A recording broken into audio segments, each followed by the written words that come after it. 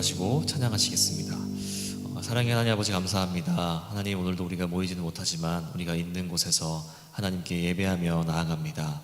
하나님, 우리가 있는 곳이 어디든지 하나님 함께하여 주시고 그곳이 하나님이 거하시는 곳이 될 수 있도록 함께하여 주시옵소서.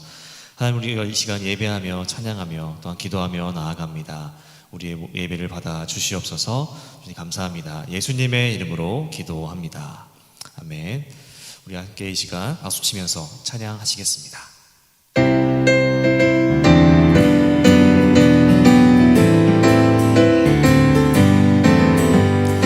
우리를 죄에서 구하시려 주 예수 십자가 지셨으니 기쁘게 부르세 할렐루야. 나 구원 얻었네. 찬송하세 찬송하세 주님 나를 구하셨네. 찬송하세 찬송하세 주가 구원하셨네.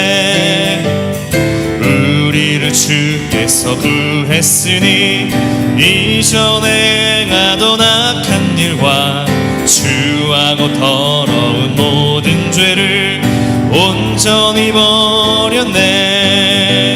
찬송하세 찬송하세 주님 나를 구하셨네. 찬송하세 찬송하세 주가 구원하셨네. 나 지금 죄에서 사함받아 거룩한 백성이 되었으니 이 육신 장막을 벗을 때도 겁날 것 없겠네. 찬송하세 찬송하세 주님 나를 구하셨네.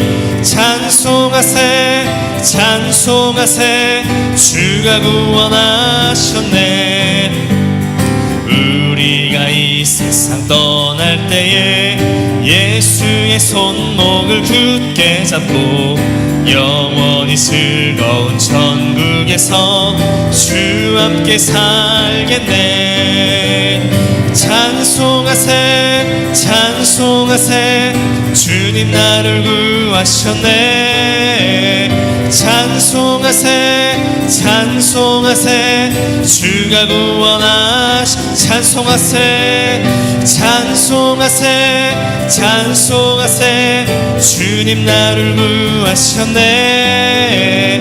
찬송하세 찬송하세 주가 한번 찬양합니다. 찬송하세 찬송하세 찬송하세 주님 나를 구하셨네. 찬송하세 찬송하세 주가 구원하셨네. 찬송하세 찬송하세 찬송하세 주님 나를 구하셨네. 찬송하세 찬송하세 주가 구원하셨네.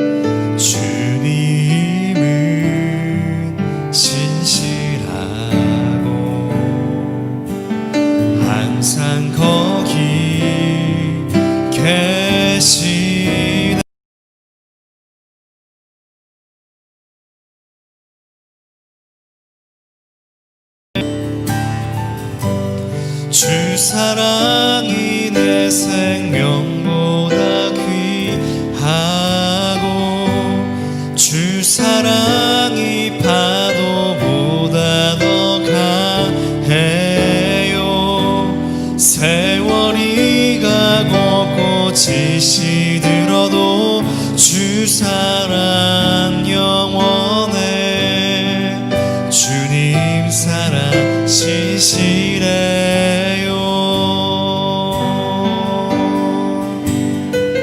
주님은 신실하고 주님은 신실하고 항상 거기 계시네.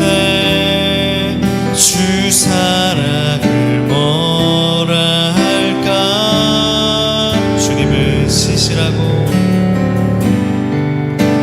주님은 신실한 항상 거기 계시네. 항상 거기 계시네. 주 사랑을 뭐라 할까.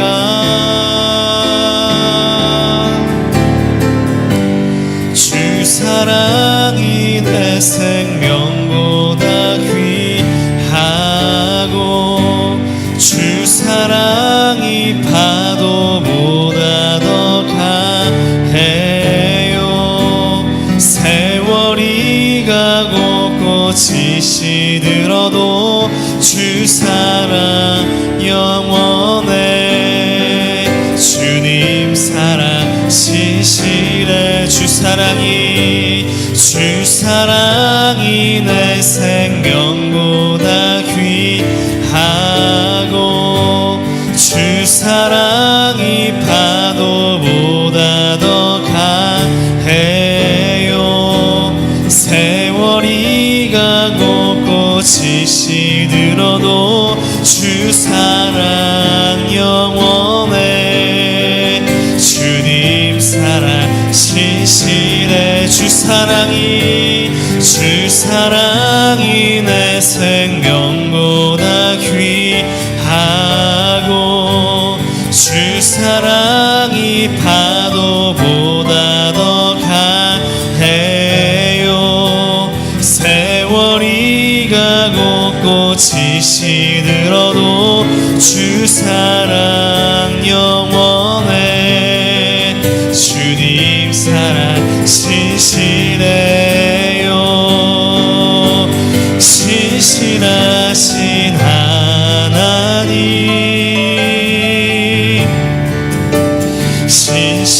신실하신 주,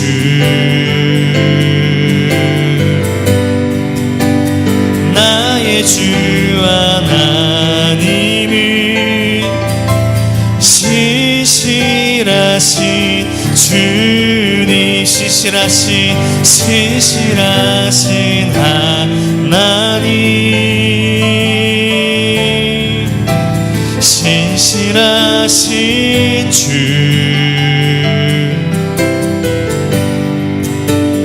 나의 주 하나님은 신실하신 주님, 신실하신 하나님, 신실하신 주,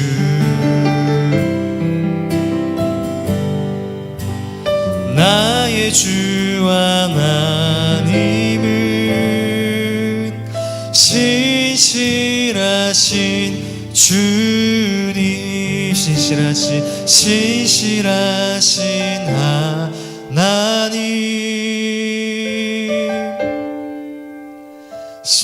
신실하신 주,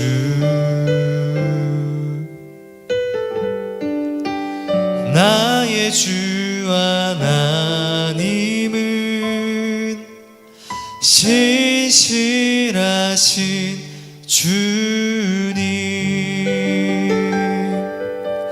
함께 기도하시겠습니다. 기도하실 때 드려질 예배를 위해서 말씀 전하시는 목사님께서 함께 기도하시겠습니다. 하나님, 이 시간 우리가 기도하며 나아갑니다. 하나님, 우리가 이 시간 예배하며 나아갑니다. 하나님, 이 모든 예배의 시간 가운데 주님께서 함께하여 주시옵소서. 하나님, 우리가 찬양하며 기도하며 또한 말씀 듣는 모든 시간 가운데 주님께서 함께하여 주시고, 우리가 어느 곳에 있든지 하나님만을 향하여 영과 진리를 예배하며 나아갈 수 있도록 도와주시옵소서.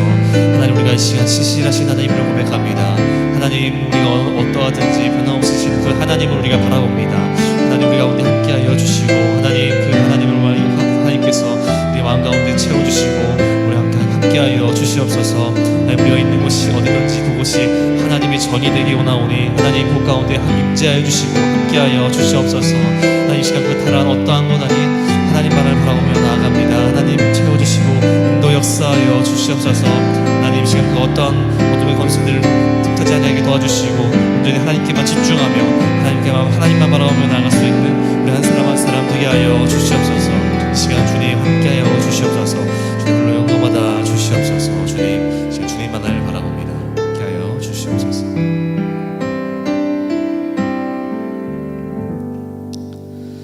하나님, 오늘도 우리가 수요 공감 예배로 하나님께 예배하게 하시니 감사합니다. 하나님, 우리가 모이긴 어렵지만 우리가 있는 곳에서 하나님께 예배하며 나아갑니다. 이 시간 우리가 신실하신 하나님을 바라보며 나아갈 수 있도록 인도하여 주시옵소서. 오늘도 하나님의 말씀을 듣습니다.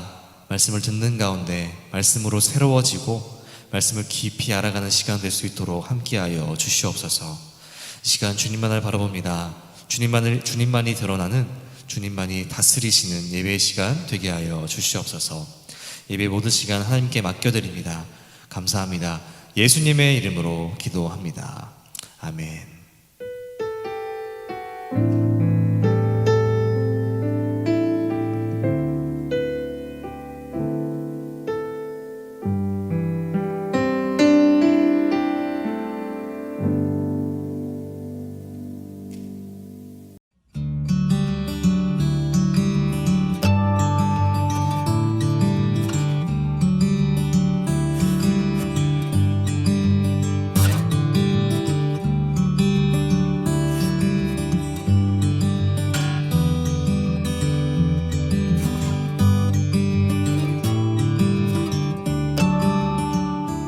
자, 이제 우리 예언서를 지난주부터 시작을 했죠. 예언서. 그리고 오늘이 예언서 두 번째. 지난주 이사야였고 오늘이 예레미야입니다. 예레미야.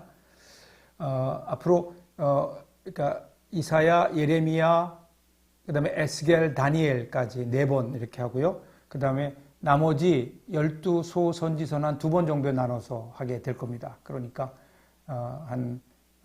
앞으로 한 6주 정도 더 우리 강의를 우리가 하게 될 것 같은데요. 예레미야는요, 주전 627년 혹은 6년부터 시작해서 BC 585년까지.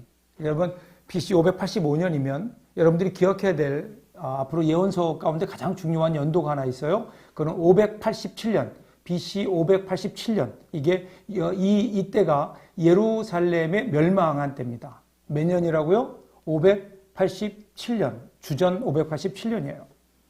그러니까 585년까지 했으니까 예루살렘 멸망을 본 거죠. 남유다에서 활동하고 결국 멸망한 지 2년 후에 이집트에서 생을 마친 예언자입니다. 그러니까 587년에 나라가 멸망하고 예루살렘에 머물면서 남은 유다인들을 위해서 하나님 말씀을 전하고 그리고 그들을 위로하고 사역하려고 했죠.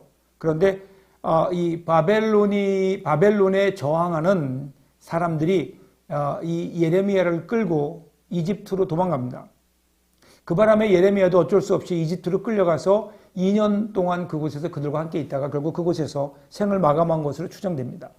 예레미야서는요, 구약에서 가장 긴 예언서입니다. 물론 장으로만 따지면 이사야서가 66장이지만 근데 절수로 따지면 이사야는 1292절이고요. 예레미야는 1364절로 사실은 실제적으로는 가장 긴 예언서입니다. 예레미야서의 전체적인 구조를 보면 1장부터 25장까지는 예루살렘과 유다에 대한 심판이 나오고요. 그 다음에 26장부터 45장까지는 주로 예언자의 활동과 고난에 대한 이야기, 46장부터 51장까지는 이방 민족들에 대한 심판의 말씀, 그리고 52장은 예루살렘의 함락과 바벨로니아의 포로 등에 대한 기록들이 이렇게 나오고 있습니다. 뭐 자세한 내용은요, 여기서 다 이야기할 수 없고요. 이제 우리 본문을 좀 보면서 진행을 하도록 그렇게 하겠습니다. 자, 예레미야 주요 본문 봅니다. 1장인데요. 1장 4절부터 10절까지에 나오는 예레미야의 소명. 예레미야의 소명이 이 소명 기사가 대단히 아주 유명하지요. 그러니까 전형적인 소명의 네 가지 어떤 흐름이 거기에 나오고 있습니다. 소명의 네 단계. 첫 번째 1장 5절이죠. 5절에 보면 하나님이 부르십니다. 내가 너를 모태에 짓기 전에 너를 알았고 내가 배에서 나오기 전에 너를 성별하였고 너를 여러 나라의 선지자로 세웠노라. 여기 이어서 나오는 6절 보면요. 그런데 이에 대해서 거절하죠. 내가 이르되 슬프도소이다. 주 여호와여 보소서 나는 아이라 말할 줄 알지 못하나이다.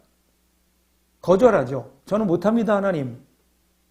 그랬더니 7절에 보니까 세 번째 단계죠. 하나님이 설득을 하십니다. 여호와께서 내게 이르시되 너는 아이라 하지 말고 내가 너를 누구에게 보내든지 너는 가며 내가 내게 무엇을 명하든지 너는 말할지니라. 7절에 나옵니다. 그러니까 8절에서 하나님께서 그에게 동행 약속을 하십니다. 너는 그들 때문에 두려워하지 말아라. 내가 너와 함께하여 너를 구원하리니 나 여호와의 말이니라. 8절에 대한 얘기들이 나오고 있습니다. 이렇게 부르심, 그런데 그에 대한 거절, 그리고 하나님의 설득, 그 다음에 하나님의 동행의 약속, 내가 너와 함께 하겠다 하는 전형적인 소명 패턴의 네 단계가 나오고 있죠. 먼저 볼까요? 하나님의 부르심입니다. 하나님의 부르심. 하나님이 부르셨어요. 여기서 우리가 기억해야 되는 게 하나님은 예레미야가 태어나기 전부터 그를 선택하셨다라는 겁니다. 하나님의 일은요, 하나님의 부르심으로 시작되는 거죠. 내가 시작하는 게 아닙니다. 하나님이 부르시고 하나님이 시작한 일입니다. 그러니까 내가 시작한 일이 아니기 때문에 내 마음대로 할 수 있는 게 아니고요. 또 내가 끝낼 수 있는 것도 아닙니다. 시작하신 분이 그분이기 때문에 그분이 끝나야 되는 겁니다. 우리가 아무리 그 일을 안 하려고 거절해도 그 하나님이 시작하신 일이기에 그 일은 하나님은 계속해서 그 일들을 해 나가시는 겁니다. 내가 시작한 것이 아니다. 하나님이 시작하신 것이다. 그렇죠? 이 하나님의 부르심으로부터 우리가 다 구원도 하나님의 부르심으로부터. 하나님의 부르심, 내가 시작한 일이 아니라 하나님께서 시작하셨다. 우리 안에 하나님이 시작하신 그 일에 우리가 부르심을 받은 거예요. 부름받은 존재로서의 우리의 모습입니다. 그리고 여기 보면 이제 5절에서 너를 여러 나라의 선지자로 세웠노라. 이 여러 나라는 열방이에요. 열방은 유다와 그 주위의 모든 나라들을 포함하는 겁니다. 그러니까 유다뿐이 아니에요. 유다만을 위한 예언자가 아니라 열방의 예언자, 그러니까 모든 열방, 이 온 세계를 주관하시는 하나님의 뜻에 따라 진행되는 겁니다. 그것에 따라 일해야 되는 선지자, 그것이 바로 열방의 선지자, 여러 나라의 선지자. 하나님께서 이렇게 삼으신 거죠. 예레미야가 여러 나라의 선지자, 열방의 선지자라고 하는 것은 대단히 중요합니다. 근데 사실은 이것 때문에 예레미야가 굉장히 힘들어요. 그 당시에 다른 선지자, 거짓 선지자들은 유다만을 생각하는 사람들이었습니다. 그렇기 때문에 자기의 유익을 구하면 되는 거예요. 그런데 예레미야는 유다뿐 아닙니다. 다른 이방 나라까지도 그는 품어야 되기 때문에 그들까지도 생각해야 됐기 때문에 그들과는 관점이 달랐죠. 그래서 이 예레미야는 하나님의 관점에서 그 세상을 보게 되는 겁니다. 그러니까 예레미야는 이 바빌론을 하나님의 손에 있는 심판의 막대기로 생각했습니다. 그러니까 이 바빌론은요, 단순히 적대 국가가 아니라 하나님의 심판의 도구로 세움을 받았다. 그런데 이에 반해서 국수적인 정치가들이나 거짓 선지자들은 무슨 소리냐? 바벨론은 하나님을 알지 못하는 이방인인데 어떻게 하나님께서 바벨론을 들어서 우리를 치시겠느냐라는 거예요. 어떻게 하나님께서 그러실 수 있겠느냐. 그러면서 갈등이 시작되는 겁니다. 이러한 상황은 오늘 우리도 다시 한번 우리의 모습을 되짚어 볼 필요가 있습니다. 열방을 향한, 온 세계를 향한 하나님의 그 광대한 마음은 우리나라만, 우리 교회만, 우리 교단만, 우리 가정만 이렇게 자꾸만 제한해 가려고 하는 오늘 우리들의 편협한 이해와는 다릅니다. 하나님의 영역, 그것은요, 국가와 교단과 교회와 가정을 뛰어넘는 겁니다. 열방을 품고 계시는 하나님의 그 마음으로, 하나님의 그 세계를, 그리고 작게는 우리의 도움을 필요로 하는 이웃들을 품에 안는 것, 그럼 이것이 진정한 열방의 선지자로서의 모습이 아닐까요? 지금 예레미야는 그렇게 부름을 받은 겁니다. 그 열방을 위한, 여러 나라를 위한 예언자로 부름을 받은 거예요. 그런데 이에 대해서 이 예언자가 거절합니다. 예레미야 1장 6절 보면 나는 아이라 말할 줄을 알지 못하나이다. 이렇게 얘기해요. 이걸 보면 예레미야는 하나님께 못하겠다고 하는 겁니다. 못하겠다. 그런데 그것은 하나님께 대한 어떤 불순종이라기보다 나는 아직 준비가 덜 돼 있습니다. I am not ready yet 이러는 거예요. 나는 아직 준비가 안 됐다는 거예요. 나는 너무 연약하다는 거예요. 하나님의 일을 할 때 일을 하기에는 나는 너무나도 힘이 없습니다. 경험도 없습니다. 능력도 없습니다. 그런 의미인 거죠. 그런데 여러분 그거 아세요? 그때가 하나님이 쓰시기에 적기라는 겁니다. 하나님이 쓰시기에 적기는 바로 하나님 나는 내가 이 일을 감당할 능력이 없습니다. 이렇게 진실로 고백하는 사람. 왜 그런가 하면은요, 하나님의 일은 내가 가지고 있는 능력으로 하는 것이 아니에요. 그것을 해서도 안 되는 겁니다. 내 능력으로 되는 일이 아닙니다. 그러기에 소명자들은요, 하나님의 부르심을 따라 하나님이 주신 힘으로 그 일을 하는 거지 내가 가지고 있는 재능으로 그 일을 하는 거 아닙니다. 왜냐하면 그 일은 나의 일이 아니라 하나님의 일이기 때문에. 그래서 하나님께서는요, 우리가 가지고 있는 그 능력에 하나님의 능력을 더해서 하나님의 일을 감당하게 하시는 겁니다. 그러므로 오늘 우리가 하나님께서 우리에게 명령하실 때 사실 우리는 믿음으로 아멘하고 받아들여야 되는 거죠. 그런데 그 아멘의 근거는 하나님 내가 이 정도 능력이 있으니까 하나님 내가 그 정도는 할 수 있습니다가 아니라 나는 부족하지만 하나님께서 부르시니 그 부르심에 따라 나를 드립니다. 나를 사용하여 주옵소서. 이것이 우리의 진정한 고백이 되는 겁니다. 예언자는 이 일에 대해서 거절하고 있는 거예요. 그러니까 하나님이 설득하십니다. 7절 보면 너는 아이라 말하지 말고 내가 너를 누구에게 보내든지 너는 가며 내가 내게 무엇을 명령하든지 너는 말할지니라. 여기에 보면 예레미야가요, 제가 말한 것 듣고 사람들이 듣겠습니까? 저는 말도 잘 못하는데요. 하나님을 향해 묻고 있는 겁니다. 그러니까 하나님이 뭐라고 말씀하시는가 하면요, 누가 들으라고 너를 보내는 게 아니다라는 거예요. 그냥 내가 가라는 곳에 가고 말하는 대로 말하면 되는 거다. 듣고 안 듣고는 그 사람들의 몫입니다. 그 사람들이 알아서 하실 겁니다. 청중이 듣든지 아니면 안 듣든지 선포하는 것이 예언자에게 주어진 사명이죠. 그러면 그 다음에 그 사람들이 믿고 하나님께 나오느냐 회개하느냐 이것은 사실 우리의 능력이 아닙니다. 우리의 능력 밖에 있는 겁니다.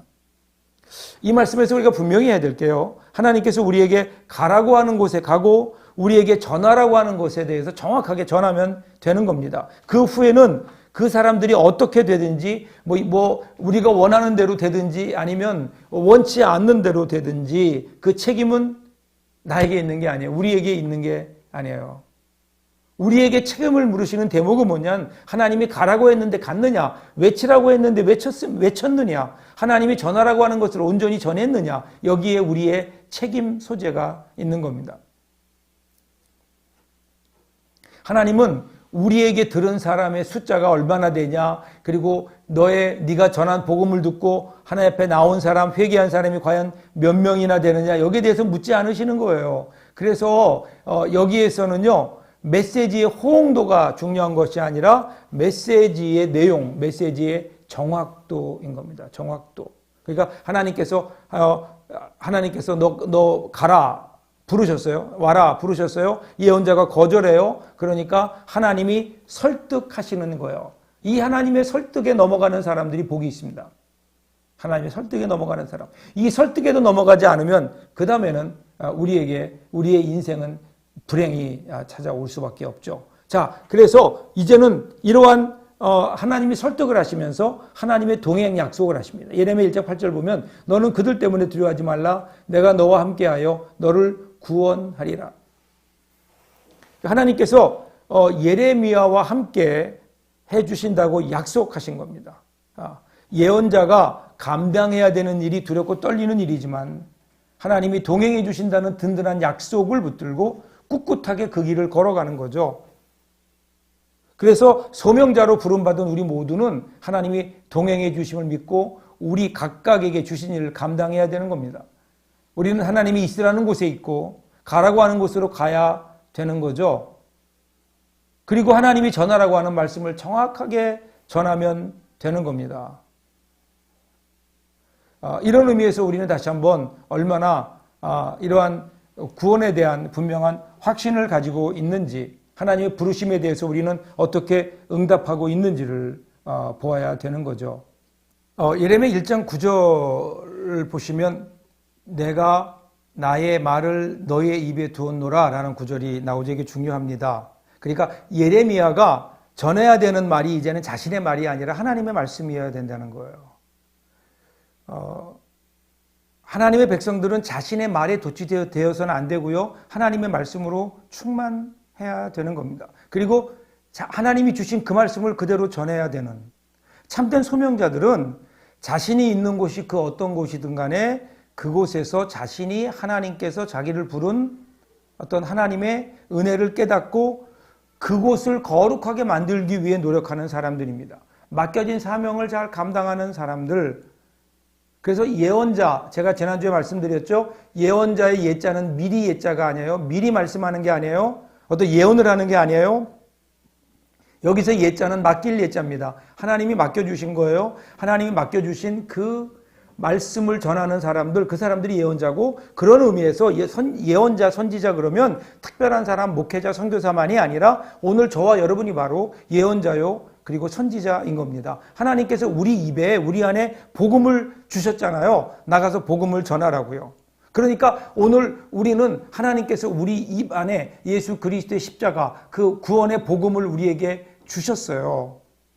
왜 주셨을까요? 나가서 전하라고요. 우리가 입으로 전하고 삶을 통해 구원이 무엇인지, 하나님의 은혜가 얼마나 큰지, 십자가가 무엇인지 복음을 전하라고요. 오늘 우리를 부르신 거죠. 이런 의미에서 우리 모두는 사실은 예언자입니다. 말씀을 맡은 사람들입니다. 그리고 이렇게 살아가는 우리들에게 오늘 우리의 삶은요, 소명지입니다. 우리가 살고 있는 이곳은 그냥 어찌어쩌다 하다 보니까 사는 것이 아니라 하나님이 이곳으로 보내신 거라고요. 우리를 이 땅에서 복음을 전하며 살라고요. 하나님의 영광을 나타내며 살라고요. 이런 의미에서 오늘 우리는 우리의 삶 속에서 우리에게 맡겨진 소명을 가지고 살아가는 소명자요. 소명자로 살아가기에 오늘 우리의 가정과 직장과 교회와 우리의 삶의 현장은 소명지가 되는 저와 여러분을 이 시대의 예언자로 불러주심을 기억하고 이 사명을 잘 감당해 나가는 저와 여러분들 될 수 있기를 바랍니다. 두 번째 본문은요. 뒤로 넘어가서 7장입니다. 예레미야의 성전설교입니다. 예레미야 7장은 아주 예레미야의 성전설교로 유명한 본문이죠. 하나님 말씀이 예레미야에게 임합니다. 어떻게 임하죠? 2절부터 보시면 너는 여호와의 진문에 서서 이 말을 선포하여 이르기를 여호와께 예배하러 이 문으로 들어가는 유다 사람들아 하나님 여호와의 말씀을 들으라. 만군의 여호와 이스라엘의 하나님께서 이와 같이 말씀하시되 너희 길과 행위를 바르게 하라. 그리하면 내가 너희로 이곳에 살게 하리라. 지금요 하나님께서는 예레미야에게 성전 안에 들어오는 사람들을 향하여 설교하라 이렇게 얘기합니다. 그 설교의 내용은 뭐예요? 4절에 보면 여호와의 성전이라 여호와의 성전이라 여호와의 성전이라 이렇게 찬양하면서 고백하면서 성전으로 나오는 사람들을 향하여 이야기하라는 겁니다. 그러면서 예레미야는 거기에다 대고 여호와의 성전이라는 거짓말을 믿지 말아라 이렇게 외치라고 하고 지금 예레미야가 외치고 있는 거예요. 이건 참으로 용감한 외침입니다. 왜냐하면 예루살렘 성전은요 이스라엘 사람들에게 그 의미가 특별하죠.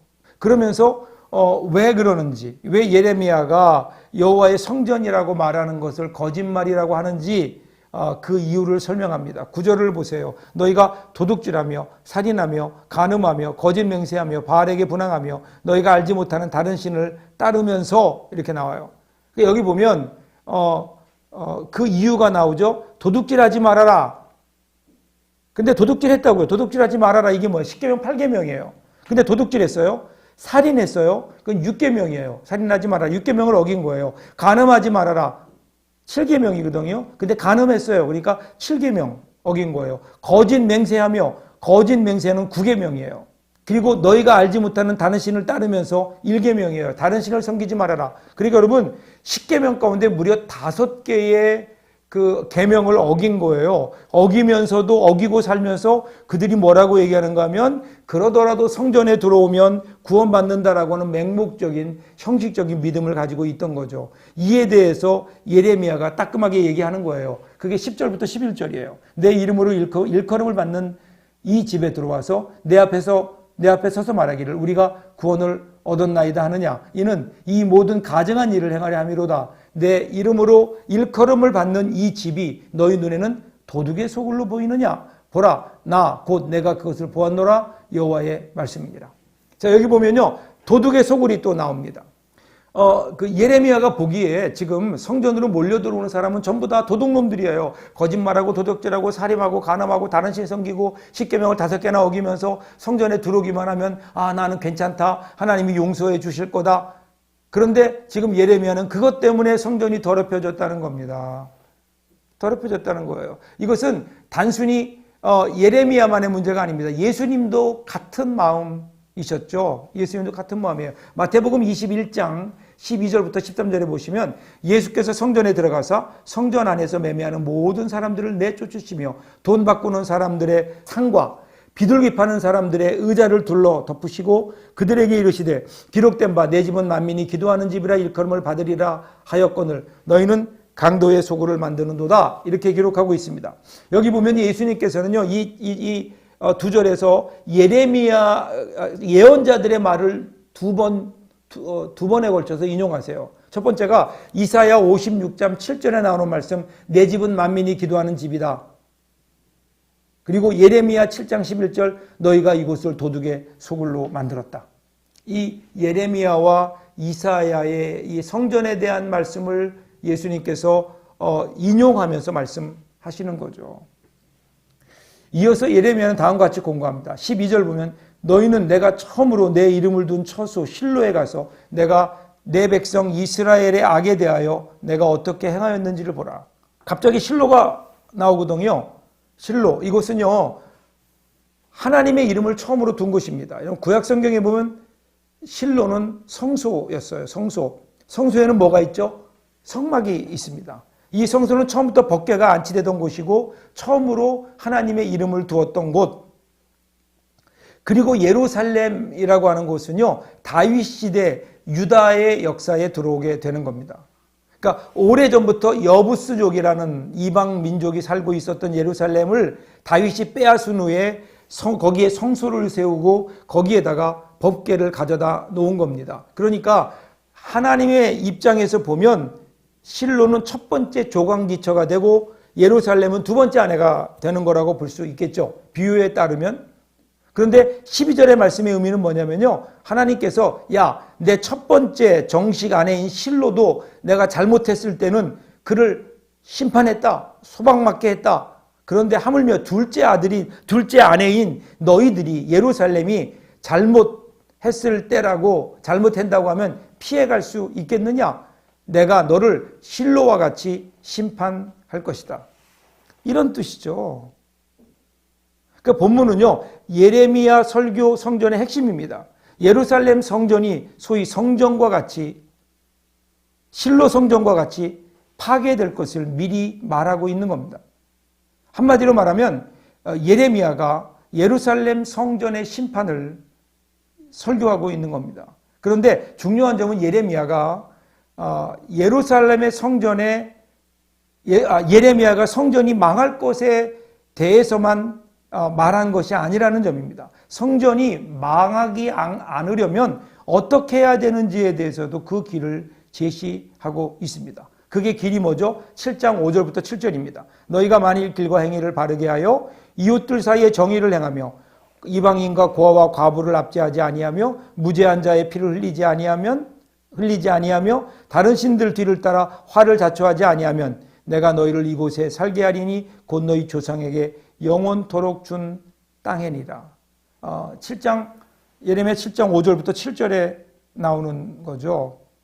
그러니까 너희들이 바로 살지 않으면 예루살렘 성전도 실로와 같이 무너지게 될 것이다. 자, 그러면 어떻게 되는 것이 성전을 성전되게 하는 것인가? 세 가지를 얘기하죠. 하나는 우리의 길과 행위를 참으로 바르게 해야 된다. 두 번째, 이웃들 사이에 공의, 정의를 행해야 된다. 그리고 특별히 세 번째, 주위에 있는 약자들을 철저하게 책임져야 된다. 그러니까 이것을 정리해보면 하나님은 예레미야를 통해서 교회가 교회다워지고 성도가 성도다워지는 방법을 세 가지 얘기합니다. 하나가 도덕적인 삶, 두 번째가 공의의 삶, 세 번째가 구제의 삶. 그리고 예레미야 7장 5절부터 7절에 보면 이 세 가지를 실천할 때 하나님께서 유다 백성에게 허락하신 땅에서 영원토록 살게 해 주실 것이다. 그리고 하나님께서 그들 가운데 거하실 것이다. 이렇게 이야기하고 있는 겁니다. 오늘 우리도 이것들을 좀 우리의 삶 속에 두렵고 떨린 마음으로 들어야 되지 않을까요? 성전은, 교회는 눈에 보이는 단순한 건물이 아닙니다.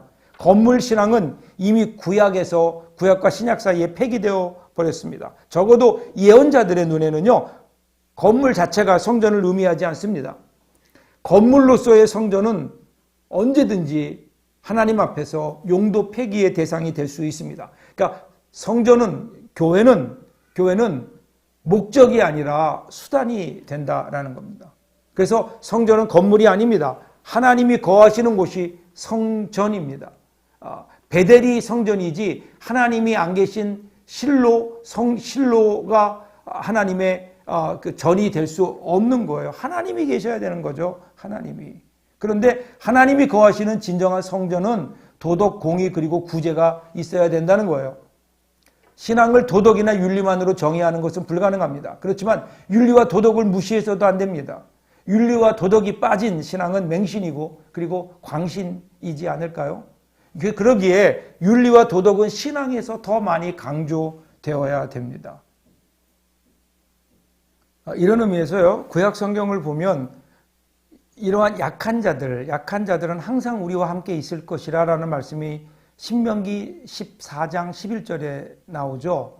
이 말을 어떻게 해석해야 될까요? 아무리 열심히 노력한다 하더라도 약한 자와 가난한 자는 계속 있을 것이다. 그런 의미도 됩니다. 그런데 그것보다는 더 중요한 의미가 있는 것 같아요. 가난한 자는 우리 가운데 늘 있을 거다. 이 이야기는요, 그러니까 계속 있는데 뭘 돕느냐가 아니라 그러니까 도와야 된다는 겁니다. 우리가 도울 기회가 된다는 거죠. 부자는 가난한 사람을 통해서 선을 행할 수 있는 기회를 얻고 사회는 더불어 사는 그 공존과 공생의 삶을 배우게 되고 가난한 자는 부자의 신앙과 자선 상태를 점검하는 하나님의 대리자 역할을 하는, 그래서 우리가 온 세상이 성전이라고 하는 것이 우리의 어떤 교회라고 하는 어떤 건물이 아니라, 특정한 곳에 세워지는 건물이 아니라 우리의 삶 속에 하나님의 뜻이 이루어지는 진정한 의미의 교회를 이루는 그러한 저와 여러분들이 될 수 있기를 바랍니다. 이제 세 번째로요, 예레미야의 눈물에 대해서 8장 18절부터 9장 1절까지 나오죠. 여기 보면요, 아주 이 8장 18절부터 9장 1절까지는요, 다른 본문에서 찾아볼 수 없는 독특한 구조가 나타납니다. 이 단락은요, 서로 다른 곳에서 들려오는 탄식들이 한 군데 모여 있는 거예요. 그러니까 예레미야 8장 18절부터 19절 보면 예레미야의 탄식입니다. 슬프다 나의 근심이여 어떻게 위로받을 수 있을까? 내 마음이 병들었도다. 이것은요 예레미야의 탄식입니다. 그리고 이어서 나오는 구절은요 여호와께서 시온에 계시지 아니한가? 그의 왕이 그 가운데 계시지 아니한가? 이거는요 백성의 탄식이에요. 백성이 이렇게 탄식을 하는 거예요. 그리고 그 다음 하반절에 보면 그들이 어찌하여 그 조각난 신상과 이방의 헛된 것들로 나를 경록케 하였는고? 나를 하나님의 탄식이에요. 그리고 다시 20절을 보면 추수할 때가 지나고 여름이 다하였으나 우리는 구원을 얻지 못하는도다. 이거는 백성의 탄식이고요. 8장 21절부터 9장 1절까지는 다시 예레미야의 탄식으로 끝납니다. 거기 도표를 보시면 그 가장 바깥쪽이요. 그러니까 위쪽이죠. 맨 위와 아래에 예레미야가 있죠. 맨 위에 예레미야의 탄식이 있고 그 다음에 또 밑에도 예레미야의 탄식이 있습니다. 그 안쪽으로는요. 백성이 있죠. 백성의 탄식이 그 다음에 그 안쪽으로 들어와 있고요. 제일 가운데 하나님의 탄식이 가운데 있습니다. 삼중 탄식.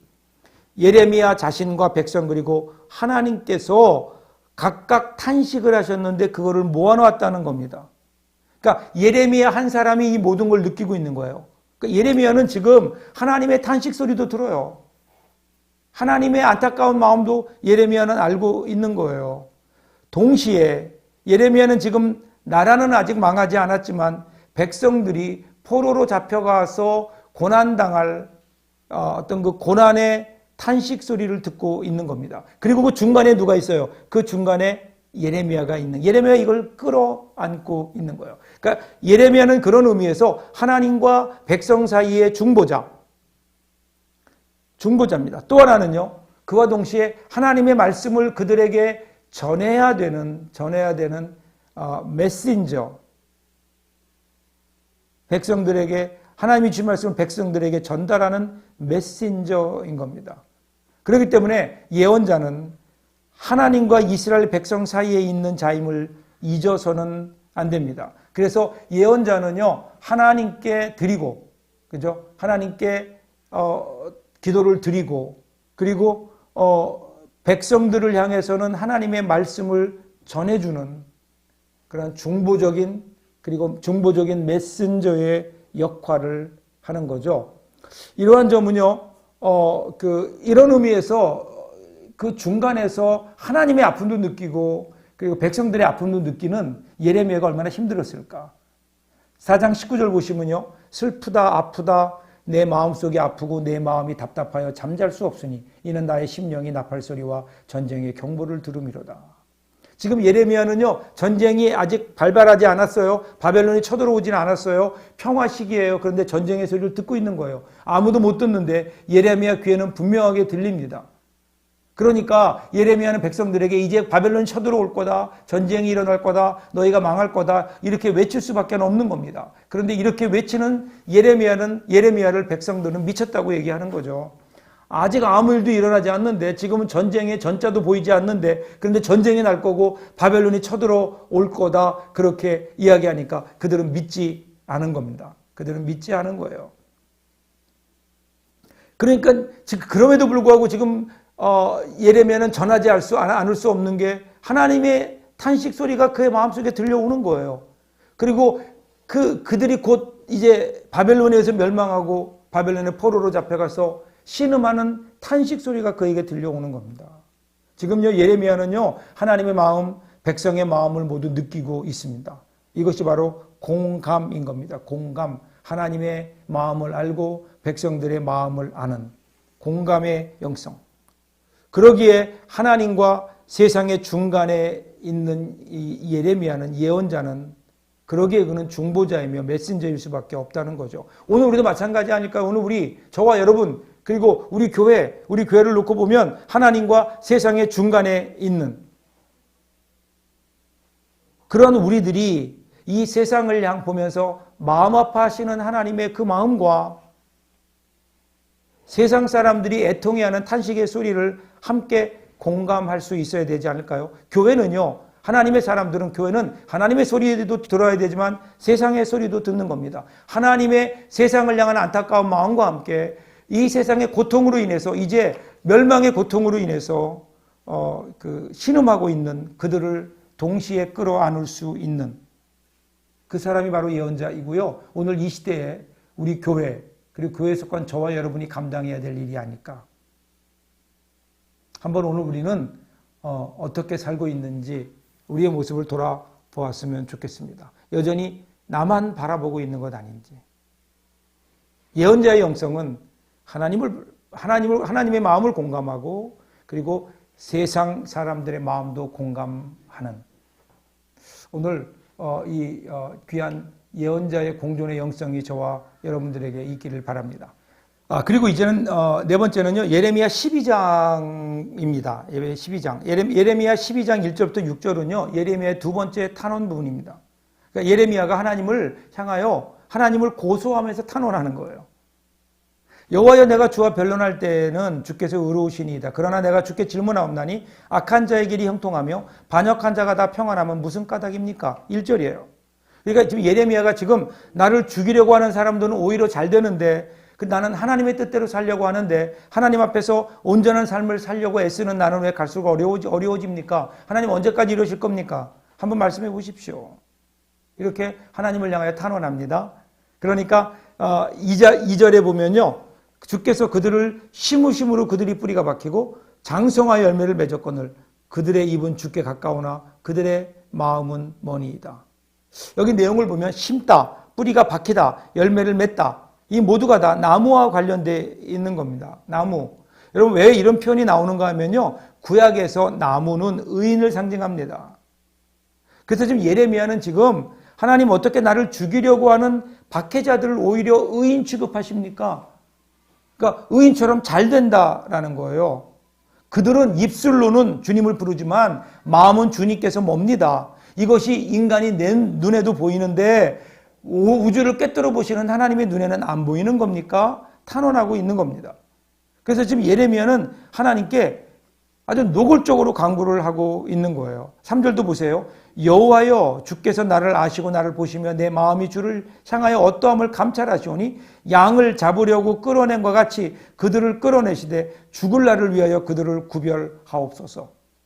여기서 예레미야는요. 악한 자들을 제거해달라고 하는 일종의 저주기도를 드리고 있는 겁니다. 저들을 끌어내서 아주 개패듯 패고 그리고 제물로 삼아 죽이듯 저들을 그렇게 죽여 주십시오. 그리고 이어지는 4절에서 예레미야는 악한 자들로 인해 생태계까지 고통을 당하고 있다 이렇게 얘기합니다.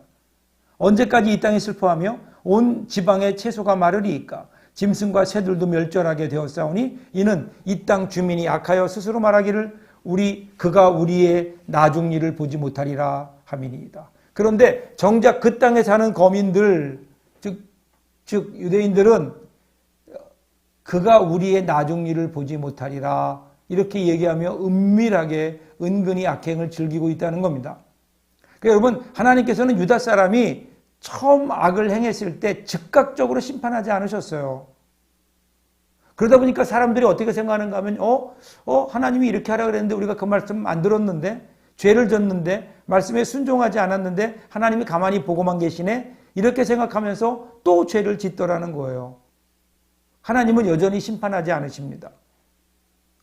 이러한 현실에 대해서 한 지혜자가 이렇게 얘기하죠. 전도서 8장 11절 보면 악한 일에 관한 징벌이 속히 실행되지 아니하므로 인생들이 악을 행하는 데에 마음이 담대하도다. 이 말이 딱 맞는 것 같아요. 우리가 잘못했을 때 하나님이 금방 벼락을 치시면 그러면 누가 잘못을 저지르겠습니까? 그때마다 즉각 심판하시면 좋겠는데 그런데 그렇게 하면 이 땅에 살아남을 사람이 누가 있을까요? 하나님께서는요, 죄에 대한 징벌을 즉각적으로 하지 않으십니다. 그런데 그러다 보니까 이것을 오해하고 사람들이 점점 죄 짓는 일에 담대해졌다는 겁니다. 그래서 예레미야는 이 사람들은 입으로 하나님을 고백하지만 삶으로는 하나님을 거부하는 실천적 무신론자들이다. 실제적 무신론자들이다. 이렇게 이야기할 수 있는 거죠. 여러분 이런 사람들이 교회에 많아요. 물론 교회 안에 있어요. 그런데 일상의 삶은 전혀 전혀 믿음과 상관이 없는, 겉으로는 하나님을 믿는 것 같은데 그런데 그의 삶을 보면 하나님을 전혀 믿지 않는 이들을 가리켜서 실제적 무신론자들 그렇게 얘기합니다. 무신론자는 아닌데 실제적으로 하나님을 알고 하나님을 고백하고 하나님을 믿는다고 해요. 그런데 삶 속에서 그 하나님이 없는 것처럼 살아가는 사람들, 하나님을 찾을 수 없는 사람들, 실제적 무신론자들. 그리고 드디어 이제 그 예레미야의 심각한 탄원에 하나님이 등장하시죠. 5절 보면 만일 내가 보행자와 함께 달려도 피곤하면 어찌 능히 말과 경주하겠느냐. 내가 평안한 땅에서는 무사하려니와 요단강 물이 넘칠 때는 어찌 하겠느냐. 그러니까 지금 예레미야가 그렇게 얘기하는 거야. 하나님 저들은 무신론자처럼 저렇게 실제적으로 보면 무신론자처럼 살아가는데 하나님 언제까지 이대로 두시렵니까? 저도 힘듭니다. 저도 피곤합니다. 그랬더니 하나님 말씀이 그런 거예요. 야, 너 뭐 그것 때문에 힘들어하냐? 야, 그 정도 가지고 뭘 이렇게 힘들어하냐는 거예요. 이럴 때 하나님이 그래 예레미야야 많이 아프냐? 힘들지? 이렇게 위로해 주시면 좋겠는데 그렇지 않고요. 야, 너 지금 보행자와 함께 뛰고 있는데도 피곤하다고 하냐? 너 정신 차려. 너는 이제 말과 뛰어야 돼, 말. 지금까지는 그냥 오프닝 게임이야. 전초전에 불과해. 그리고 앞으로 너는 온갖 들짐승들이 우글거리는 요단 강가의 숲을 건너야 돼. 이렇게 말씀하시는 거예요. 여기서 요단강 물이 넘쳐날 때라는 말은요, 히브리어로 보면 요단 강가의 숲속이라는 뜻이 됩니다. 요단 강가의 숲속에는 사나운 짐승들이 살고 있었거든요. 그래서 예레미야는 나름대로 최선을 다했지만 지금 너무 힘들어요. 하나님 말씀대로 복음을 전했지만 아무도 그걸 듣지 않아요. 사람들이 관심도 갖지 않아요. 그러니까 여기에 대해서 힘들어하는 겁니다. 그래서 하나님 왜 저를 이렇게 힘들게 하십니까? 언제까지 이래야 됩니까? 그랬더니 하나님이 야, 너 한 게 뭐가 있다 그래? 앞으로 더 힘들어질 거야. 엄살 부리지 마. 이렇게 대답하는 겁니다. 그러면서 하나님은 예레미야에게 마지막 경고를 알리십니다.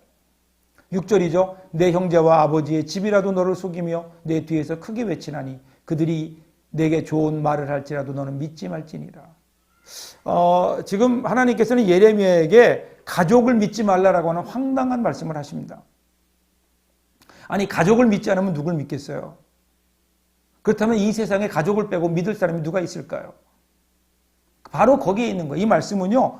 그야말로 예레미야가 의지하고 매달릴 사람은 주변에 아무도 없다는 거예요. 가족이다 하더라도 네가 의지할 수 없다는 거예요. 네가 가족들은 너를 의지할 거다. 그리고 가족들은 사랑해야지 의지할 수 있는 대상이 아니다. 특별히 예레미야에게 말씀하시는 거예요. 하나님만 의지해라. 하나님만 의지해라. 지금 하나님께서는요. 네가 왜 이렇게 피곤한 줄 아느냐. 자꾸만 너 의지하고 사람들 의지하고 사람들에 기대하고 있기 때문이야. 그러니까 네가 의지하고 있는 거 다 내려놔봐. 그리고 너 혼자 서봐. 예레미야는 철저하게 홀로 서게 합니다. 고독이에요. 고독. 하나님은 아브라함을 부르실 때도 그랬습니다. 창세기 12장 1절에 보면 너는 너의 고향과 친척과 아비집을 떠나 내가 내게 보여줄 땅으로 가라. 당신은 시족 공동체를 이루며 살았기 때문에 그 공동체를 떠난다고 하는 것은 꼭 죽음을 의미해요. 철저한 고립을 얘기하는 겁니다. 그런데 아브라함은 이 모든 것을 뒤로하고 떠났고 하나님께 맡기고 자신을 인도하는 하나님의 손가락을 따라서 그런 믿음의 조상이 됐잖아요. 이렇게 고향, 지형 공동체죠. 친척과 아버지 집, 혈연 공동체, 이러한 인간의 보호막에서 떨어져 나와서 하나님 앞에 혼자 서는 거예요. 여러분, 신앙인은 그거 아닐까요? 이 세상에 그 어떤 것도 의지하지 않고 하나님을 의지하는 것. 내가 의지하고 있는 모든 것들을 다 내려놓고 다 제거하고 오직 주변에 나 혼자밖에 없을 때, 그때 비로소 여러분 우리가 하나님을 의지하고 하나님을 만날 수 있지 않을까요? 모세가 그래서 하나님 만났잖아요. 이집트의 왕자일 때는 그는 하나님을 만나지 못했어요. 그런데 80대 노인, 그리고 아무도 알지 못하는 미디안 광야의 시골에 한 양치는 목자로 살던 그에게 그렇게 그는 철저히 고독 가운데 있을 때 아무것도 의지할 것이 없는 그때 하나님이 나타나시는 겁니다. 그때가 하나님을 만날 수 있는 때인 거예요. 하나님은 한 번도 우리 주위를 떠나신 적이 없죠. 그런데 우리는 나 자신과 하나님 사이에 하나님 외에 기대고 의지하는 것들이 점점 많아지면서 그러다 보니까 하나님이 안 보이는 거예요. 그래서 하나님은 때때로 하나님과 우리 사이에 우리가 의지했던 것들을 치워버리십니다. 그것을 청소하시는 거예요. 다 치우니까 거기에 누가 계세요? 하나님이 보이기 시작하는 겁니다. 예레미야는 지금요, 그의 가족과 친구, 그리고 고향은 물론이고 이스라엘, 예루살렘 사람들로부터 버림을 받았습니다. 그때 그는 오히려 하나님께서는 지금이 바로 네가 나를 의지할 때다. 하나님만 의지해라. 인간은 의지할 수 있는 믿음의 대상이 아니라 사랑과 교제의 대상일 뿐이다. 예레미야가 지금 이런 상황에 처해 있는 거라고요. 그렇죠? 그때 하나님께서는 야, 너 힘들지? 그런데 너 이거 아무것도 아니야. 오히려 이러니까 너는 나를 더 의지해야 돼. 다른 거 의지하지 마. 다른 거 바라보고 다른 거 의지하니까 네가 힘 빠지는 것 아니야. 네가 복음을 전했는데 사람이 듣지 않는다고 너 지금 이렇게 힘들어하는데 사람 믿지 말고 나만 바라보아라. 나만 바라보아라. 모든 사람이 떠나고 나 혼자 하나님 앞에 설 때 고독. 그때 비로소 우리는 하나님을 의지하고 하나님만을 바라보며 앞을 향해 나갈 수 있지 않을까요? 그래서 때로는 우리가 이 고독의 자리를 향해 나가야 됩니다. 그래서 때때로 여러분 스스로 혼자 하나님 앞에 서는 훈련을 할 필요가 있습니다. 그래서 기도원에도 가는 겁니다. 그래서 하나님 앞에 나와서 우리가 금식도 하면서 기도하는 겁니다. 그러면서 그동안 내가 혹시 의지하고 있는 것들, 그것들 때문에 하나님이 가려 있는 것은 아닌지 내려놓고 하나님만 의지하는 그런 믿음의 사람 될 수 있기를 바랍니다. 예, 다섯 번째 본문은요, 예레미야 20장 7절부터 18절 한번 보겠습니다. 20장 7절부터 18절은 예레미야의 마지막 탄원 부분인데요. 7절을 보겠습니다. 여호와여, 주께서 나를 권유하심으로 내가 그 권유를 받았사오며 주께서 나보다 강하사 이기셨으므로 내가 조롱거리가 되니 사람마다 종일토록 나를 조롱하나이다. 여기 권유라는 말은요, 히브리어로 파타흐라는 말인데 이 말은 후리다. 즉 유혹하다, 꼬드기다, 꾀다 이런 말이에요. 그러니까 나쁜 의미로 총각이 처녀를 성적인 목적으로 유혹할 때 쓰는 단어, 이게 뭐냐면 바로 파타흐라는 말이에요. 그런데 이 단어를 지금 감히 하나님께 쓰고 있는 겁니다. 그리고 여기서 나보다 강하사 이기셨으므로 이 말은요, 히브리어로 하자크라는 말인데 성폭행이에요. 지금 예레미야가 막 나가고 있는 거예요. 하나님을 향해서 하나님이 나를 유혹하지 않았습니까? 후렸다라는 말을 쓰고 있고요. 하나님이 자신을 심지어 성폭행했다 이렇게 얘기합니다. 유혹만 한 것이 아니라 강압적으로 자기를 짓누르고 있다라는 거예요. 그러니까 지금 예레미야 표현에 따르면 마치 처녀가 힘센 남자에게 성적으로 유린당하는 것처럼 모든 것을 하나님께 뺏긴 처지가 되었다 그렇게 얘기하는 겁니다. 자, 이게 왜 그럴까요? 자, 예레미야가 1장 9절에 보면 내가 나의 말을 너의 입에 두었노라 하는 하나님 말씀, 그 말씀을 그가 그 앞에서 가겠습니다. 그래서 하나님의 예언자가 됐잖아요. 근데 그게 속아 넘어갔다는 거예요. 왜냐하면 예레미야의 입에 넣어준 그 말은요, 예레미야 20장 8절에 의하면 파멸과 멸망의 말씀입니다. 28절 보면 내가 말할 때마다 외치며 멸망을 선포함으로 여호와의 말씀으로 말미암아 내가 종일토록 치욕과 모욕거리가 됨이니이다. 사람들이 그의 말을 듣고 은혜 받기는커녕 예레미야를 모욕하고 죽이려고 하는 거예요. 죽이려고 해요. 그러니까 9절 보세요. 내가 다시는 여호와를 선포하지 아니하며 그 이름으로 말하지 아니하리라 하면 나의 중심이 불붙는 것 같아서 골수에 사무치니 답답하여 견딜 수 없나이다. 그러니까 예레미야가 막 그 복음을 전하면, 하나님 말씀을 전하면 사람들이 아멘 아멘 하는 게 아니라 오히려 죽이겠다고 덤벼드니까, 그러니까 이제 그만하자. 내가 더 이상 이거 안 해야지. 내가 아무리 하나님 말씀이라도 내가 얘기 안 해. 입을 닫아야지. 그러면 어떤 일이 일어나는가 하면요, 마음이 불붙는 것 같아서 골수에 사무치니까 미치겠는 거예요. 그러니까 예레미야가 하나님 말씀을 전하면 조롱하고 박대하고 죽이려고 하고, 말을 안 하면 속이 불붙는 것 같고, 그야말로 말하면 매맞아 죽을 것 같고 말하지 않으면 속이 터져 죽을 것 같은, 이러지도 저러지도 못하는 예레미야의 입장이 있어요. 입장이 얼마나 힘들었겠어요. 그러니까 지금 하나님을 향해 이렇게 울분을 토하는 겁니다. 나 하나님께 속았습니다.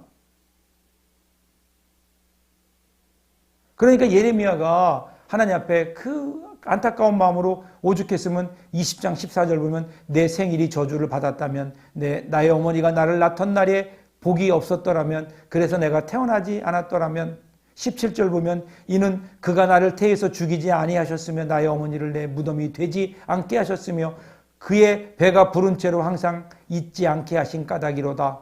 결국 하나님께서 이 모든 나를 그렇게 이 세상에 오게 하신 게 문제가 아니냐.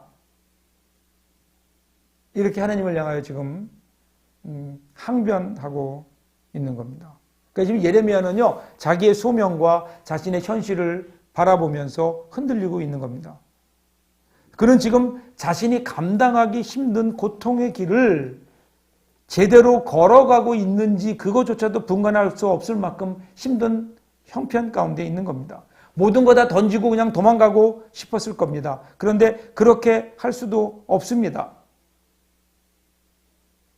이런 상황 속에서 예레미야는 하나님을 향하여 흔들리고 있는 거예요. 흔들림의 모습. 그런데 여러분이 흔들림의 모습조차 사실은 살아있다는 증거가 아닐까. 흔들림. 보통 우리는 믿음이 흔들리면 믿음이 없다 이렇게 얘기하는데 여러분 흔들림이 없는 믿음이 있을까요? 한번 나침반을 보십시오. 나침반의 기능이 뭐죠? 항상 북쪽을 가리킵니다. 그래서 길을 잃은 사람들에게 길을 찾아주는 역할을 합니다.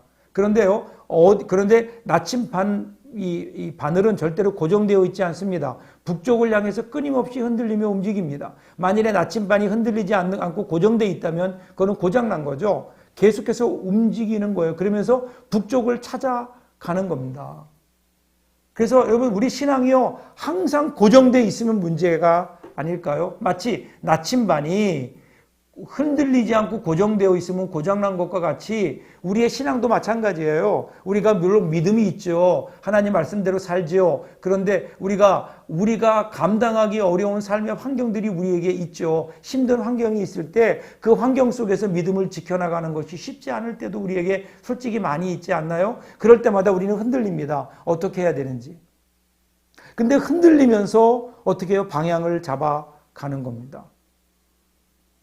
그래서 우리가 가는 그 길에 흔들림이 없는 확신도 필요하지만 그런데 실제적으로 보면 흔들림이 있는 고민일 때가 훨씬 더 많이 있죠. 흔들린다고 하는 것은 내 안에 자리 잡고 있는 옛 자아와 이제 거듭난 신앙인으로서의 새로운 자아가 끊임없이 지금 부딪히고 있다는 겁니다. 그래서 이것은 창조적인 흔들림이고 거룩한 떨림인 거예요. 하나님의 말씀과 나의 욕심이 지금 부딪히고 있는 거예요. 이런 흔들림을 통해서 우리가 해야 될 일은 흔들림에 대해서 좌절할 것이 아니라 흔들림 속에서 하나님이 원하시는 길이 무엇인가를 찾아 나가는 것이 필요하지 않을까요? 이 예레미야의 흔들림은요, 올바른 방향으로 가기 위한 흔들림이었고 끊임없이 자기 자신과의 깊은 대화에서 나온 것이었습니다. 그런 의미에서 우리는 흔들림이 때때로 필요합니다. 정직한 흔들림.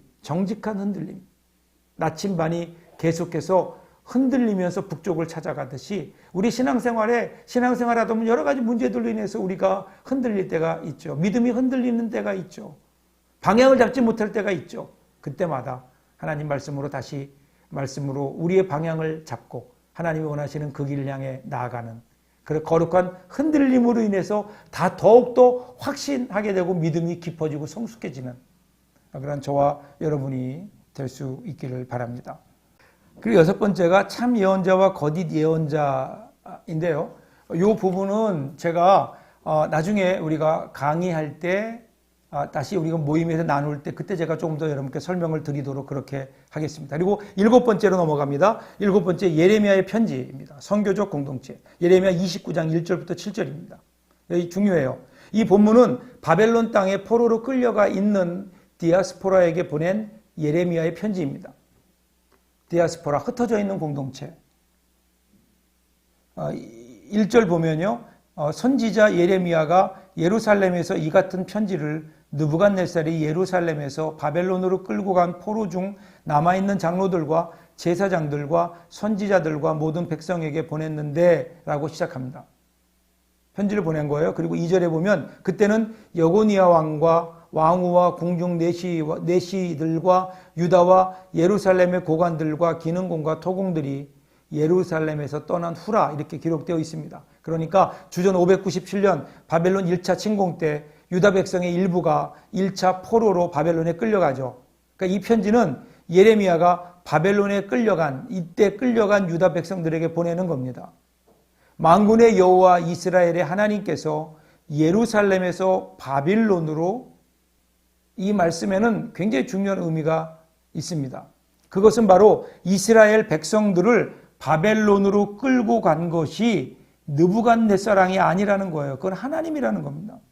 그러니까 지금까지 이스라엘 백성들의 마음속에 있는 가장 큰 아픔은 우리가 힘이 없어서 졌다. 우리가 바벨론에게 져서 힘이 없어서 우리가 바벨론의 포로로 끌려왔다. 이렇게 그들은 생각하고 있는 겁니다. 지도자 잘못 만나서 그래서 포로로 끌려왔다라는 거예요. 그런데 지금 예레미야를 통해서 하나님은 어떻게 말씀하시는가 하면요. 아니야, 내가 보낸 거야. 내가 보낸 거야.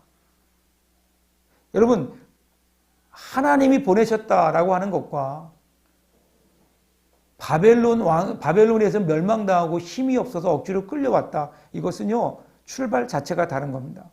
만약에 아무런 이유나 목적 없이 그냥 망해서 재수가 없어서 약해서 강제로 바벨론에 끌려왔다고 생각하면요, 그들은 그것이 포로진 거예요. 그죠? 소망이 없는 거예요. 하나님께서 우리를 버리셨다 이렇게 생각하지 않을까요? 그런데 바벨론으로 보낸 분이 우리가 바벨론으로 오게 된 것이 느부갓네살왕이 아니라 하나님이야. 그러면 여전히 우리는 하나님의 뜻 안에 있는 거 아니에요? 비록 지금은 바벨론의 포로로 있지만 하나님이 그들과 함께 하신다. 하나님의 뜻 안에 있다. 때가 되면 하나님께서 우리를 돌이키실 것이다. 이거는 분명히 다른 거죠. 오늘 우리 이것이 믿음인 것 같아요. 우리는요, 어찌하다 보니까 여기에 그냥 이렇게 밀려온 거 아니잖아요. 하나님이 우리를 보내신 거 아니에요. 여러분의 가정에, 우리의 삶에, 그리고 우리의 직장에, 우리의 삶의 현장 속으로 우리를 보내신 거라고요. 그래서 우리는 그냥 어찌하다 보니까 여기까지 흘러온 인생이 아니라 하나님의 보내심을 받은 사명자로서 살 수 있게 되는 거죠.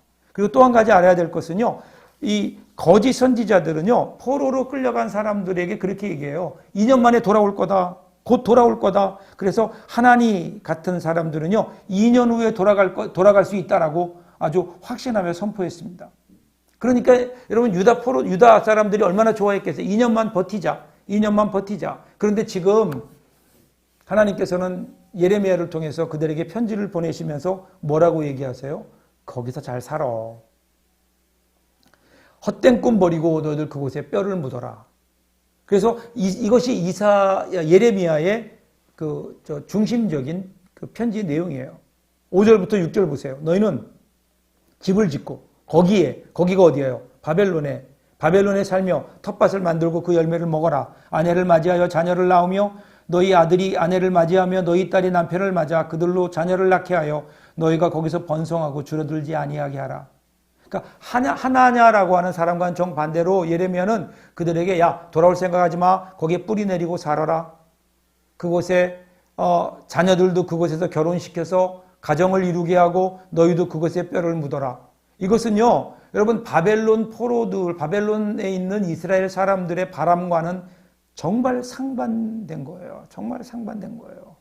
2년 만에 돌아온다고 그래서 그들은 돌아올 생각에 마음이 부풀어 있는데, 그런데 예레미야는 거기에 살아라. 10절 보시면 바벨론에서 70년이 차면 내가 너희를 돌보고 나의 선한 말을 너희에게 성취하여 너희를 이곳으로 돌아오게 하리라 약속하는 거예요. 70년이에요. 2년과 70년. 사람들은요, 다 2년 여기 한 표 던지지 않았을까요? 그런데 하나님의 뜻은 70년이었다고요. 이것이 바로 여러분 거짓 선지자와 참 선지자의 차이고요. 이것을 분별할 줄 알아야 됩니다. 나에게 얼마나 좋으냐가 아니에요. 하나님의 뜻이 어디 있는가를 봐야 되는 겁니다. 예레미야는요, 한 걸음 더 나아가서 포로지에서 기도하라고 권합니다. 7절이죠. 너희는 내가 사로잡혀가게 한 그 성읍의 평안을 구하고 그들을 위하여 여호와께 기도하라. 이는 그 성읍이 평안함으로 너희도 평안할 것입니다. 여기 중요한 점이 하나 있어요. 이건 뭐냐면요. 이제는요. 기도하라는 거예요. 거기서. 그러면 하나님이 들으시겠다는 거예요. 하나님이 들으시겠다는 거예요. 중요한 점은 그들은 하나님이 거기 안 계신 줄 알았어요. 하나님은 예루살렘에 계시고 예루살렘 성전에만 계시는 줄 알았어요. 그런데 바벨론에도 계시다. 바벨론에도 계시다. 그래서 하나님은 그곳에서 너에게 기도하라. 내가 응답하겠다. 그 기도 중 특이한 점은요. 바벨론 사람들을 위해 기도해라. 그들이 평안, 샬롬해야 너희도 샬롬하다. 그러니까 지금 바벨론 포로로 끌려가 있지만 그들이 살아있는 지역과 그 공동체를 위해서 기도해라. 왜냐하면 그래야 너희가 평안하다. 그들이 전쟁을 일으키고 그들이 힘들면 너희도 힘들지 않겠느냐. 이런 의미에서 여러분 우리는요. 우리를 이곳에 보내신 하나님, 그러기에 우리 그리스도인들은 나라와 민족을 위해서 국가를 위해서 기도해야 되는 거예요. 국가가 평안해야 우리가 평안해요. 요즘 여러분 코로나로 인해서 많이 어려움이 있으니까 우리가 예배드리기도 어렵잖아요. 그래서 우리가 하나님 앞에 기도해야 되는 거예요. 이 나라가 평안하도록. 우리가 하나님을 잘 섬기고 하나님께 찬양 드리고 하나님께 영광 돌리며 살기에 부족함이 없도록, 방해받는 일이 없도록 하나님 이 나라 이 민족을 평안하게 축복하여 주옵소서. 나라를 위해 기도해야 되는 거죠. 그래서 그것을 위해 기도하는 것, 그건 바꿔 얘기하면 그것이 우리의 사명이에요. 하나님 우리 이곳에 보내신 거예요. 이곳을 위해 기도하는 것. 그래서 오늘 우리가 지금 읽은 이 말씀은요.